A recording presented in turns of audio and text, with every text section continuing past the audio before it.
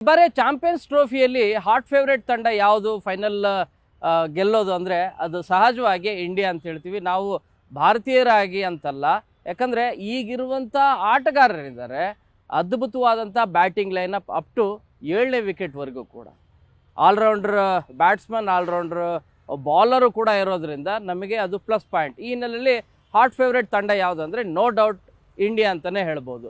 So ಮೊದಲ ಪಂದ್ಯದಲ್ಲಿ ತುಂಬ ಪ್ರಯಾಸಪಟ್ಟು ಗೆಲ್ಲಬೇಕಾದಂಥ ಸಿಚುವೇಶನ್ ನಿರ್ಮಾಣ ಆಯಿತು, ಅದು ಬಾಂಗ್ಲಾ ವಿರುದ್ಧ. ಅದು ಕಡಿಮೆ ಮೊತ್ತದ ಸ್ಕೋರನ್ನು ನಿಮಗೆ ರನ್ ಚೇಸ್ ಮಾಡಲಿಕ್ಕೆ ಇಂಡಿಯಾ ಕಷ್ಟಪಡಬೇಕಾಯಿತು. ಯಾಕೆ ಅಂದರೆ ದುಬೈಲಿ ನಡೀತಿರುವಂಥ ಈ ಮ್ಯಾಚ್ ಏನಿದೆ ಸ್ಲೋ ಟ್ರ್ಯಾಕ್ಗಳ ಪಿಚ್ ಇದೆ ಅಂತ ಕಂಡು ಬರ್ತಾ ಇದೆ. ನಿನ್ನೆ ನಡೆದಂಥ ಮ್ಯಾಚಲ್ಲಿ ಸ್ಲೋ ಟ್ರ್ಯಾಕ್ ಪಿಚ್ ಇರೋ ಕಾರಣಕ್ಕೆ ಒಟ್ಟು 4 ಪಿಚ್ಗಳನ್ನು ರೆಡಿ ಮಾಡಿದೆ. ಇರುವಂಥ ಒಂದು ಪಿಚ್ಚಲ್ಲಿ ಸ್ಲೋ ಟ್ರ್ಯಾಕ್ ಪಿಚ್ ಇರೋದು ಸ್ಪಷ್ಟವಾಗಿ ಕಂಡು ಬಂತು. ಯಾಕಂದರೆ ಬಾಂಗ್ಲಾದೇಶದವರು ರನ್ ಏನು ಮಾಡಿದ್ದು, ಅವರು ಪೂರ್ತಿ ಕಂಪ್ಲೀಟಾಗಿ 50 ಓವರಲ್ಲಿ ಅಂದರೆ 228 ರನ್ವರೆಗೂ ರನ್ನನ್ನು ಮಾಡಿದ್ರು. ಒಂದು ಪರಿಸ್ಥಿತಿಯಲ್ಲಿ ಹೇಗಿತ್ತು ಅಂದರೆ 35 ರನ್ನಿಗೆ 5 ವಿಕೆಟನ್ನು ಕಳ್ಕೊಂಡಿತ್ತು. ಇನ್ನೊಂದು ವಿಕೆಟ್ ಕೂಡ ಹೋಗುವ ಸ್ಥಿತಿಯಲ್ಲಿತ್ತು.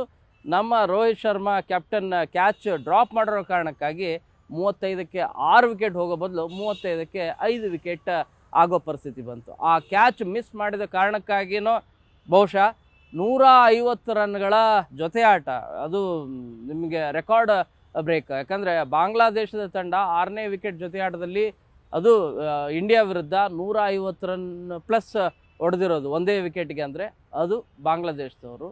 ಅವ್ರ ರೆಕಾರ್ಡ್ ಕೂಡ ಆಯಿತು. ಸೊ ಅದಾದಮೇಲೆ 228, ಭಾಳ ತುಂಬಾ ಸ್ಲೋ ಟ್ರ್ಯಾಕ್ ಇರೋ ಕಾರಣಕ್ಕಾಗಿ 228 ರನ್ ಸೇರಿಸಲಿಕ್ಕೆ ಮಾತ್ರ ಬಾಂಗ್ಲಾದೇಶದವರಿಗೆ ಸಾಧ್ಯ ಆಯಿತು. ಅದೇ ಭಾರತದವರು ಇದನ್ನೇನು ಒಂದು 30 ಓವರ್ ಒಳಗಡೆ ಮುಗಿಸ್ಬಿಡ್ತಾರೆ ಅನ್ನೋ ರೀತಿಯಾದಂಥ ಸಿಚುವೇಶನ್ ಇತ್ತು. ಯಾವಾಗ ಅಂದರೆ ಓಪನರ್ಸ್ ರೋಹಿತ್ ಶರ್ಮಾ ಮತ್ತು ಶುಭ್ಮನ್ ಗಿಲ್ ಅಗ್ರೆಸಿವ್ ಆಗಿ ಆಟ ಆಡ್ತಾಯಿದ್ರು, ಇವನ್ ಪವರ್ ಪ್ಲೇ ಇರುವಂಥ ಸಂದರ್ಭದಲ್ಲಿ. ಬಟ್ ಯಾವಾಗ ರೋಹಿತ್ ಶರ್ಮಾ 41 ರನ್ನಿಗೆ ಔಟ್ ಆದರೂ ಅದಾದಮೇಲೆ ಆ ಸ್ಕೋರ್ ಏನಿದೆ ಮೆಲ್ಲಕ್ಕೆ, ಯಾಕಂದರೆ ಪ್ರತಿ ಓವರ್ಗೆ 3-2 ರನ್ನು ಸೇರಿಸುವಂಥ ಪರಿಸ್ಥಿತಿ ನಿರ್ಮಾಣ ಆಯಿತು. ಯಾಕೆ ಅಂದರೆ ಸಹಜವಾಗಿ ಅದು ಸ್ಲೋ ಟ್ರ್ಯಾಕ್ ಪಿಚ್ ಆಗಿರೋ ಕಾರಣಕ್ಕಾಗಿ. ಮತ್ತು ಸ್ಪಿನ್ನರ್ಸ್ಗಳು, ಬಾಂಗ್ಲಾದೇಶದ ಸ್ಪಿನ್ನರ್ಸ್ಗಳು ಅದ್ಭುತವಾದಂಥ ಬಾಲಿಂಗನ್ನು ಮಾಡಿದರು.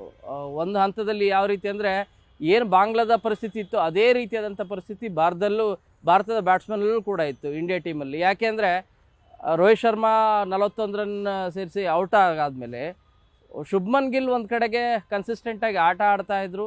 ಆದರೆ ಉಳಿದಂಥ ಬ್ಯಾಟ್ಸ್ಮನ್ಗಳು ಬಂದಂಥ ಕೊಹ್ಲಿ ಬಗ್ಗೆ ಭಾಳಷ್ಟು ಕಾನ್ಫಿಡೆನ್ಸ್ ಇತ್ತು, ಈ ಸಾರಿ ಅದನ್ನು ಚೆನ್ನಾಗಿ ಆಡ್ತಾರೆ. ಯಾಕಂದರೆ ಲಾಸ್ಟ್ ಮ್ಯಾಚ್ 50 ರನ್ಸನ್ನು ಪೇರಿಸಿದ್ರು. ಸೊ ಈಗ ಮತ್ತೆ ಕಂಟಿನ್ಯೂ ಮಾಡ್ತಾರೆ ಅವರ ಬ್ಯಾಟಿಂಗ್ ಪರ್ಫಾರ್ಮೆನ್ಸು ಅಂಥೇಳಿ ಎಲ್ಲರೂ ನಿರೀಕ್ಷೆ ಇಟ್ಕೊಂಡಿದ್ರು. ಬಟ್ 15 ರನ್ನಿಗೆ ಅವರು ಔಟ್ ಆಗಬೇಕಾದಂಥ ಪರಿಸ್ಥಿತಿ ನಿರ್ಮಾಣ ಆಯಿತು. ಅದ್ರ ಜೊತೆಗೆ ಶ್ರೇಯಸ್ ಅಯ್ಯರು ಕೂಡ ಹೆಚ್ಚು ಹೊತ್ತು ನಿಲ್ಲಿಲ್ಲ.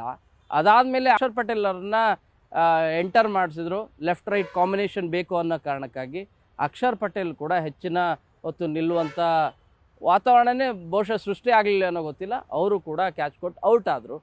ಆನಂತರ ಬಂದಿದ್ದು ನಿಮಗೆ ಕೆ ಎಲ್ ರಾಹುಲ್ ಈ ಸಲ ಆದ್ರೂ ಚೆನ್ನಾಗಿ ಆಡ್ತಾರೆ ಅಂಥೇಳಿ ಎಲ್ಲರೂ ಕೂಡ ಭರವಸೆನಿಟ್ಟಿದ್ರು. ಆದರೆ ನಿಮ್ಮ ಗಮನಕ್ಕಿರಲಿ, ಇನ್ನೂ 63 ರನ್ ಬೇಕಾಗಿತ್ತು ಬಾಂಗ್ಲಾದ ವಿರುದ್ಧ ಗೆಲ್ಲಕ್ಕೆ. ಸಿಚುವೇಶನ್ ಟಫ್ ಇತ್ತು. ಪ್ರತಿ ಓವರಿಗೆ 4-5 ರನ್ವರೆಗೂ ಕೂಡ ಪೇರಿಸಬೇಕಾದಂಥ ಅನಿವಾರ್ಯತೆ ಸೃಷ್ಟಿಯಾಗಿತ್ತು. ಆ್ಯಾವ್ರೇಜ್ ಜಾಸ್ತಿ ಆಗ್ತಾನೆ ಹೋಗ್ತಾ ಇತ್ತು. ಸೊ ಆ ಸಂದರ್ಭದಲ್ಲಿ ಈಸಿಯಾಗಿ ಬೌಂಡ್ರಿ ಲೈನ್ಗೆ ಒಂದು ಕ್ಯಾಚನ್ನು ಕೊಡುವಂಥ ಕಾರ್ಯವನ್ನು ಮಾಡಿದ್ರು. ಬಟ್ ಒಳ್ಳೆ ಲೈವ್ ಸಿಕ್ತು ಕೆ ಎಲ್ ರಾಹುಲ್ಗೆ. ಅದಾದಮೇಲೂ ಕೂಡ ಏನಾದರೂ ಒಂದು ಸ್ವಲ್ಪ ಎಚ್ಚೆತ್ಕೊಳ್ತಾರೆ ಅಂದರೆ ರನ್ಔಟ್ ಚಾನ್ಸ್ ಕೂಡ ಮಿಸ್ ಆಯಿತು. ಈ 2 ಲೈಫ್ ಸಿಕ್ಕಿರೋ ಕಾರಣಕ್ಕಾಗಿ ರಾಹುಲ್ 41 ರನ್ನನ್ನು ಹೊಡಿಲಿಕ್ಕೆ ಅವರು ಶಕ್ಯರಾದರು. ಇಲ್ಲದೆ ಹೋದರೆ ಬಹುಶಃ ರಾಹುಲ್ ಏನಾದರೂ ಬೇಗನೆ ಔಟ್ ಆಗಿದ್ದರೆ, ಆ ಕ್ಯಾಚನ್ನು ಏನಾದರೂ ಬಾಂಗ್ಲಾದೇಶದವ್ರು ಹಿಡಿದಿದ್ರೆ ಇಮಿಡಿಯೇಟಾಗಿ ನಿಮಗೆ ಮ್ಯಾಚೇ ಒಂದಷ್ಟು ಟರ್ನ್ ಆಗುವಂಥ ಸಾಧ್ಯತೆ ಇತ್ತು. ಬಟ್ ಇನ್ಫ್ಯಾಕ್ಟ್ ಇನ್ನೂ ಹಾರ್ದಿಕ್ ಪಾಂಡ್ಯ ಇದ್ದರು, ರವೀಂದ್ರ ಜಡೇಜಾ ಇದ್ದರು. ಬಟ್ ಸಿಚುವೇಶನ್ ನೋಡ್ತಾ ಹೋದರೆ ಆ ಸ್ಲೋ ಟ್ರ್ಯಾಕ್ ಪಿಚ್ಗೆ ಮತ್ತೆ ಒಂದಷ್ಟು ಇನ್ನಷ್ಟು ಟಫ್ ಆಗುವಂಥ ಮ್ಯಾಚು, ಭಾಳ ಟಫ್ ಆಗುವಂಥ ಚಾನ್ಸಸ್ ಹೆಚ್ಚಾಗೇ ಇರೋದು ಸ್ಪಷ್ಟವಾಗಿ ಕಂಡು ಬರುತ್ತೆ. ಬಾಂಗ್ಲಾದ ವಿರುದ್ಧನೇ ಇಷ್ಟು ಕಷ್ಟಪಟ್ಟು ನಾವು ಗೆಲ್ಲಬೇಕಾ ನಿಜವಾಗ್ಲೂ ಕೂಡ 30 ಓವರಿಗೆ ನಾವು ಗೆದ್ದುಬಿಡ್ತೀವಿ ಅಂತ ಅಂದ್ಕೊಂಡಿದ್ವಿ. ಆರಂಭದಲ್ಲಿ ಪವರ್ ಪ್ಲೇಯಲ್ಲಿ ರೋಹಿತ್ ಶರ್ಮಾ ಆಡ್ತಿರೋ ರೀತಿ ನೋಡ್ತಾ ಇದ್ದರೆ 25-30 ಓವರಿಗೆ ಇವರೇನು 28 ರನ್ ಇದೆ ಅದನ್ನು ಚೇಂಜ್ ಮಾಡಿಬಿಡ್ತಾರೆ ಅಂತಲೇ ಎಲ್ಲರೂ ಭಾವಿಸಿದರು. 46 ಓವರ್ವರೆಗೂ ಕೂಡ ಬರಬೇಕಾದಂಥ ಪರಿಸ್ಥಿತಿ ನಿರ್ಮಾಣ ಆಯಿತು. ಬಟ್ ನೆಕ್ಸ್ಟ್ ನಾಡಿದ್ದು ನಿಮಗೆ ನಮ್ಮ ಬದ್ಧವೈರಿ ಪಾಕಿಸ್ತಾನದ ವಿರುದ್ಧ ನಡೀತಾ ಇದೆ. ಸೊ ಈ ಪಾಕಿಸ್ತಾನದ ವಿರುದ್ಧ ನಾವು ಈ ರೀತಿಯಾದಂಥ ಕನ್ಸಿಸ್ಟೆನ್ಸಿ ಅಥವಾ ಪರ್ಫಾರ್ಮೆನ್ಸನ್ನು ತೋರಿಸಿದ್ರೆ ಕಷ್ಟ ಆಗುತ್ತೆ. ಅಗ್ರೆಸಿವ್ ಆಗಿ ಆಟ ಆಡಲೇಬೇಕಾಗಿದೆ. ನಿನ್ನೆ ನಡೆದಂಥ ಮ್ಯಾಚಲ್ಲಿ ಬಾಂಗ್ಲಾ ವಿರುದ್ಧ ಹಲವು ರೆಕಾರ್ಡ್ಗಳು ಕೂಡ ಆದವು. ಅದರಲ್ಲಿ ಮೊದಲನೇದಾಗಿ ಶುಭ್ಮನ್ ಗಿಲ್ ಆಟ ನಿಜವಾಗ್ಲೂ ಕೂಡ ಅದ್ಭುತ. ಆರಂಭದಲ್ಲಿ ಅವರು ಕೂಡ ಆ್ಯಾವ್ರೇಜ್ ಸ್ಟ್ರೈಕ್ ರೇಟ್ ಹೆಚ್ಚಿತ್ತು. ಬಟ್ ಅದಾದಮೇಲೆ ಅಂದರೆ ಯಾವಾಗ ರೋಹಿತ್ ಶರ್ಮಾ ಔಟ್ ಆಗ್ತಾರೆ ಅದಾದಮೇಲೆ ಪರ್ಫಾರ್ಮೆನ್ಸ್ ಆ್ಯಾವ್ರೇಜ್ ಸ್ಟ್ರೈಕ್ ಏನಿದೆ ಅದು ಕಡಿಮೆ ಆಗ್ತಾ ಹೋಯಿತು. ಯಾಕಂದರೆ ಸ್ಲೋ ಬಾಲರ್ಗಳು, ಅದರಲ್ಲೂ ಕೂಡ ಸ್ಪಿನ್ನರ್ ಬಾಲರ್ಗಳು ಅದ್ಭುತವಾಗಿ ಬಾಲಿಂಗನ್ನು ಮಾಡ್ತಾಯಿದ್ರು ಬಾಂಗ್ಲಾದೇಶದ ಸ್ಪಿನ್ನರ್ಸ್. ಸೊ ಆ ಕಾರಣಕ್ಕಾಗಿ ರನ್ ಕೂಡ ಆ್ಯಾವ್ರೇಜ್ ಏನಿದೆ ಅದು ಪರ್ ಓವರಿಗೆ 2 ರಿಂದ 3 ರನ್ ಸೇರಿಸೋದು ಕಷ್ಟ ಆಗ್ತಾಯಿತ್ತು. ಯಾವಾಗ ರಾಹುಲ್ ಜೊತೆ ಆಟ ಶುರುವಾಗುತ್ತೆ ಆವಾಗ ಅದ್ಭುತವಾದಂಥ ಪ್ರದರ್ಶನವನ್ನು ಇಬ್ಬರು ಕೂಡ ಸೇರಿಸಿ ಕೊನೆಗೆ ಗೆಲುವಿನ ದಡವನ್ನು ಸೇರಿಸಿದ್ದಾರೆ ಭಾರತದ್ದು. ಸೊ ಇಲ್ಲಿ ಭಾಳ ಪ್ರಮುಖವಾಗಿ ಶುಭ್ಮನ್ ಗಿಲ್ ಬಹಳ ಕಡಿಮೆ ಬಾಲ್ಗಳಲ್ಲಿ, ಅಂದರೆ ನಿಮಗೆ ಕಡಿಮೆ ಮ್ಯಾಚಲ್ಲಿ ಅತಿ ಹೆಚ್ಚು ಶತಕವನ್ನು ಬಾರಿಸಿದವರು ಯಾರಾದರೂ ಇದ್ದಾರೆ ಅನ್ನೋದಾದರೆ ಅದು ನಿಮಗೆ ಶುಭ್ಮನ್ ಗಿಲ್. ಯಾಕಂದರೆ ಭಾರತದ ಉಪನಾಯಕನೂ ಕೂಡ ಹೌದು. 8 ಶತಕಗಳನ್ನು ಬಾರಿಸಿದ್ದಾರೆ ಕಡಿಮೆ ಮ್ಯಾಚ್ಗಳಲ್ಲಿ. ಅದು 51 ಮ್ಯಾಚ್ಗಳಲ್ಲಿ ಬಂದಿರೋದು. ಇದು ಕೂಡ ರೆಕಾರ್ಡ್ ಆಗಿದೆ. ಇದರ ಜೊತೆಗೆ ರೋಹಿತ್ ಶರ್ಮಾ 11,000 ಗಡಿ ದಾಟಿದ್ದಾರೆ. ಈ ರೀತಿ ಗಡಿ ದಾಟಿದ ಭಾರತದ ಅತಿ ಹೆಚ್ಚು ರನ್ ಗಳಿಸಿದವರಲ್ಲಿ ಇವರು 3ನೇವರು ಭಾರತದ ಬ್ಯಾಟ್ಸ್ಮನ್ಗಳಲ್ಲಿ. ಮೊದಲನೇದು ಅಫ್ಕೋರ್ಸ್ ಸಚಿನ್ ಇದ್ದಾರೆ, 2ನೇದು ಗಂಗೂಲಿ ಇದ್ದಾರೆ, 3ನೇದು ಈಗ ರೋಹಿತ್ ಶರ್ಮಾ 11,000 ರನ್ ದಾಟಿರೋದು. ಕೊಹ್ಲಿ ಕೂಡ ಇನ್ನೊಂದು 200 ರನ್ ಪೇರಿಸಿದ್ರೆ ಅವರು ಕೂಡ 16,000ವರೆಗೂ ಕೂಡ ರನ್ ಆಗುತ್ತೆ. ಸೊ ಅವರು ಕೊಹ್ಲಿ ಕೂಡ ಮತ್ತೆ ಒಂದು ರೆಕಾರ್ಡನ್ನು ಕೂಡ ಮಾಡ್ಬೋದಾಗಿದೆ. But meantime Rohit Sharma ಅವ್ರದ್ದು ಇಡೀ ವರ್ಲ್ಡಲ್ಲಿರುವಂಥ ಬ್ಯಾಟ್ಸ್ಮನ್ಗಳು ODIಯಲ್ಲಿ ಅತಿ ಹೆಚ್ಚು ರನ್ ಯಾರಾದರೂ ಬಾರಿಸಿದ್ದಾರೆ ಅನ್ನೋದಾದರೆ ಅದರಲ್ಲಿ ನಿಮಗೆ ಟಾಪ್ 10 ಪ್ಲೇಸಲ್ಲಿ ರೋಹಿತ್ ಶರ್ಮಾ ಇದ್ದಾರೆ. ಮೊದಲು ಟಾಪ್ 10ನಲ್ಲೂ ಕೂಡ ಇದ್ದಿದ್ದಿಲ್ಲ, ಈಗ ಅವರು ಟಾಪ್ 10ನಲ್ಲೂ ಕೂಡ ಆ್ಯಡ್ ಆಗಿದ್ದಾರೆ. ಇನ್ನು ಮೊಹಮ್ಮದ್ ಶಮಿ ಅದ್ಭುತವಾದಂಥ ಕಂಬ್ಯಾಕ್ ಮಾಡಿದ್ದಾರೆ. ಈವನ್ ಇಂಗ್ಲೆಂಡ್ನ ಮ್ಯಾಚಲ್ಲಿ ಹೆಚ್ಚಿನ ಏನು ಸಕ್ಸಸ್ ಏನು ಕಂಡು ಬಂದಿದ್ದಿಲ್ಲ, ಬಟ್ ಈ ಮ್ಯಾಚಲ್ಲಿ 5 ವಿಕೆಟ್ಗಳನ್ನು ಪಡೆದಿದ್ದಾರೆ. ಆ ಮೂಲಕ ಭಾಳ ಫಾಸ್ಟೆಸ್ಟ್ ವಿಕೆಟ್ಗಳನ್ನು ಪಡೆದವರು, 200 ವಿಕೆಟ್ಗಳನ್ನು ಪಡೆದಂಥ ಯಾರಾದರೂ ಇದ್ದಾರೆ ಅಂದರೆ ಶಮಿಯನ್ನು ಕೂಡ ಆ್ಯಡ್ ಮಾಡ್ತಾ ಹೋಗ್ತಾರೆ. ಸೊ ಇದ್ರ ಜೊತೆಗೆ ಕೊಹ್ಲಿ ಅತಿ ಹೆಚ್ಚು ಕ್ಯಾಚ್ಗಳನ್ನು ಹಿಡಿದಿದ್ದಾರೆ ಅಂಥೇಳಿ ಅದು ಕೂಡ ರೆಕಾರ್ಡ್ ಆಗಿದೆ.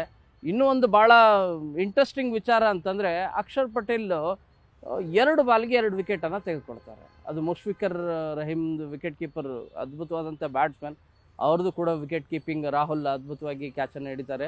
3ನೇ ಕ್ಯಾಚ್ ಅಂದರೆ 2 ವಿಕೆಟ್ ಆಗಾದ್ಮೇಲೆ 3ನೇ ಬಾಲ್ಗೂ ಕೂಡ ಹ್ಯಾಟ್ರಿಕ್ ಪಡೆಯುವಂಥ ಚಾನ್ಸಸ್ ಇತ್ತು ಅಕ್ಷರ್ ಪಟೇಲ್. ಬಟ್ ರೋಹಿತ್ ಶರ್ಮಾ ಈಸಿಯಾಗಿ ಸ್ಲಿಪ್ಪಲ್ಲಿ ಬಂದಂಥ ಬಾಲನ್ನು ಹಿಡಿಯೋಕ್ಕಾಗದೆ ಕೈ ಚೆಲ್ಲಿ ಬಿಡ್ತಾರೆ. ಸೊ ಅದಾದಮೇಲೆ ರೋಹಿತ್ ಶರ್ಮಾ ಕೆಲವು ವಿಚಾರಗಳಲ್ಲಿ ನಿಜವಾಗ್ಲೂ ಕೂಡ ಅವ್ರನ್ನ ನೋಡಿ ಕಲಿಬೇಕಾಗಿದೆ ಎಲ್ಲ ಕ್ರಿಕೆಟರ್ಗಳು. ಯಾಕೆ ಅಂದರೆ ಹೌದು, ಅಫ್ಕೋರ್ಸ್ ನಾನು ಕ್ಯಾಪ್ಟನ್ ಆಗಿ ಅಂತಲ್ಲ, ಆ್ಯಸ್ ಎ ಪ್ಲೇಯರ್ ಆಗಿ ನಾನು ಅಲ್ಲಿ ಆ ಕ್ಯಾಚನ್ನು ಈಸಿಯಾಗಿ ಹಿಡಿಬೋದಾಯಿತು, ಹಿಡಿದಿಲ್ಲ. ಸೊ ಅದಕ್ಕೆ ಸಾರಿ ಅಂಥೇಳಿ ಕೈ ಮುಗಿದು ಕ್ಷಮಾಪಣೆಯನ್ನು ಕೂಡ ಅಕ್ಷರ್ ಪಟೇಲ್ಗೆ ಕೇಳಿದ್ದಾರೆ. ಸೊ ಅದು ನಿಜವಾಗ್ಲೂ ಕೂಡ ಅಷ್ಟು ದೊಡ್ಡ ಆಟಗಾರ, ಸಹಜವಾಗಿ ಈ ರೀತಿಯ ತಪ್ಪುಗಳಾಗ್ತವೆ. ಆದರೆ ಇಲ್ಲ, ತಪ್ಪಾಗಿದೆ ನಂದು, ನಾನು ಕ್ಯಾಚ್ ಹಿಡಿಬೇಕಾಯಿತು, ಮಿಸ್ ಮಾಡಿದೆ ಅಂಥೇಳಿ ಕೈ ಮುಗಿದು ಕ್ಷಮಾಪಣೆಯನ್ನು ಕೂಡ ಕೇಳಿರೋದು ಅದು ನಿಜವಾಗ್ಲೂ ಕೂಡ ಅದು ಅವರ ದೊಡ್ಡತನ. ಸೊ ಇವು ಎಲ್ಲವೂ ಕೂಡ ನೋಡ್ತಾ ಹೋದರೆ ಭಾರತ ಬಾಂಗ್ಲಾದ ವಿರುದ್ಧ ಕನ್ಸಿಸ್ಟೆನ್ಸ್ ಆಗಿ ನಿಮಗೆ ಎಲ್ಲ ವಿಚಾರದಲ್ಲೂ, ಒಂದು ಬಾಲಿಂಗ್ ವಿಚಾರದಲ್ಲಿ ಇರ್ಬೋದು, ಫೇಸರ್ ವಿಚಾರದಲ್ಲಿ ಇರ್ಬೋದು, ಬ್ಯಾಟಿಂಗ್ ವಿಚಾರದಲ್ಲಿ ಇರ್ಬೋದು, ಒಂದಷ್ಟು ಕೆಲವು ಏನು ರಿಪೀಟ್ ಆಗಿದ್ದಾವೆ ತಪ್ಪುಗಳು, ಅವುಗಳನ್ನು ಮತ್ತೆ ರಿಪೀಟ್ ಮಾಡಬಾರ್ದು. ಯಾಕಂದರೆ ನೆಕ್ಸ್ಟ್ ನಡೆಯುವಂಥ ಮ್ಯಾಚ್ ಏನಿದೆ 23rd ದುಬೈಯಲ್ಲಿ ನಡೆಯೋದು, ಅದು ಕೂಡ ಸ್ಲೋ ಟ್ರ್ಯಾಕ್ ಪಿಚ್ ಇರ್ಬೋದು ಅಂತಲೂ ಕೂಡ ಹೇಳ್ತಾ ಇದ್ದಾರೆ. 4 ಪಿಚ್ಗಳನ್ನು ರೆಡಿ ಮಾಡಿದ್ದಾರೆ. ಈಗ 1 ಪಿಚ್ಚಲ್ಲಿ ಆಡಿರೋದು, ಇನ್ನು 2-3 ಪಿಚ್ಗಳಲ್ಲಿ ಯಾವ ಪಿಚ್ಚಲ್ಲಿ ಅವಕಾಶ ಸಿಗುತ್ತೋ ನೋಡಬೇಕಾಗಿದೆ. ಅದು ಹೇಗೆ ಬಿಹೇವ್ ಮಾಡುತ್ತೆ ಅನ್ನೋದು ಕೂಡ ತುಂಬ ಇಂಪಾರ್ಟೆಂಟ್. ಮುಂದಿನ ಮ್ಯಾಚಲ್ಲಿ ಯಾರನ್ನ ಇರಿಸ್ಬೇಕು ಯಾರನ್ನ ಇಲ್ಲ ಅನ್ನೋದ್ರ ಬಗ್ಗೆನೂ ಕೂಡ ಚರ್ಚೆ ಶುರುವಾಗಿದೆ. ಯಾಕಂದರೆ ನಿಮಗೆ ಹರ್ಷಿತ್ ರಾಣಾ ಅವ್ರನ್ನ ಯಾಕೆ ಆ್ಯಡ್ ಮಾಡ್ತಾ ಇದ್ದಾರೆ, ಅವ್ರನ್ನ ಯಾಕೆ ಆಡಿಸ್ತಾ ಇದ್ದಾರೆ, ನಿಮಗೆ ಹರ್ಷದೀಪ್ ಸಿಂಗ್ ಅದ್ಭುತವಾದಂಥ ಪರ್ಫಾರ್ಮೆನ್ಸಲ್ಲಿದ್ದಾರೆ. ಅತಿ ಹೆಚ್ಚು ಈ ವರ್ಷದಲ್ಲಿ ಅಂದರೆ ಲಾಸ್ಟ್ ಇಯರ್ ಅತಿ ಹೆಚ್ಚು ವಿಕೆಟನ್ನು ಪಡೆದವರು ಯಾರಾದರೂ ಇದ್ದಾರೆ ಅಂದರೆ ಅದು ನಿಮಗೆ ಹರ್ಷದೀಪ್ ಸಿಂಗ್, ಟಾಪ್ ಬಾಲರ್ ಅಂತೇಳಿ ಅನ್ಸ್ಕೊಂಡಿದ್ದಾರೆ. ಸೊ ಅವರನ್ನು ಆಡಿಸೋ ಬದಲು ಹರ್ಷಿತ್ ರಾಣಾ ಅವ್ರನ್ನ ಯಾಕೆ ಆಡಿಸ್ತಾ ಇದ್ದಾರೆ ಅನ್ನೋಂಥ ಪ್ರಶ್ನೆನೂ ಕೂಡ ಉದ್ಭವ ಆಗ್ತದೆ. ಬಟ್ ಬ್ಯಾಟ್ ಆ್ಯಂಡ್ ಬಾಲ್ ಎರಡರಲ್ಲೂ ಕೂಡ ಅವರು ಸಕ್ಸಸ್ ಆಗ್ತಾರೆ ಅನ್ನೋ ಕಾರಣಕ್ಕಾಗಿ ಅವ್ರನ್ನ ಆ್ಯಡ್ ಮಾಡಿರ್ಬೋದು ಗೌತಮ್ ಗಂಭೀರ್. ಬಟ್ ಫೇಸರ್ ಆಗಿ ನೀವು ಹರ್ಷದೀಪ್ ಸಿಂಗ್ ಅವ್ರನ್ನ ಕೂಡ ಆ್ಯಡ್ ಮಾಡಿದ್ರೆ ಅನುಕೂಲ ಆಗುತ್ತೆ ಅನ್ನುವಂಥ ಚರ್ಚೆಗಳು ಮತ್ತು ಅನಿಸಿಕೆಗಳು ಎಲ್ಲವೂ ಕೂಡ ಬರ್ತಾ ಇರೋದು. ಸೊ ಇವೆಲ್ಲವನ್ನು ಕೂಡ ನೋಡ್ತಾ ಹೋದರೆ ಭಾರತ ಬಾಂಗ್ಲಾದೇಶದ ವಿರುದ್ಧ ಈಸಿಯಾಗಿ ಗೆಲ್ಲುತ್ತೆ ಅಂತೇಳಿ ಎಲ್ಲರೂ ಕೂಡ ಅಂದ್ಕೊಂಡಿದ್ರಲ್ಲ, ಅಥವಾ ಒಂದು 30 ಓವರಲ್ಲೇ ಬೇಗ ಮುಗಿಸ್ಬಿಡ್ತಾರೆ ಅಂತ ಅಂದ್ಕೊಂಡಿದ್ರಲ್ಲ, ಇಲ್ಲ ಭಾಳ ಕಷ್ಟಪಟ್ಟು 46 ಓವರ್ ಒಂದು ಹಂತದಲ್ಲಿ ಯಾವ ರೀತಿ ಅಂದರೆ ಸೋತ್ಬಿಡ್ತಾರೇನೋ ಅನ್ನೋ ರೀತಿಯಾದಂಥ ಪರಿಸ್ಥಿತಿ ನಿರ್ಮಾಣ ಆಗಿತ್ತು. ಯಾಕಂದರೆ 5 ವಿಕೆಟ್ ಕಳ್ಕೊಂಡಿತ್ತು.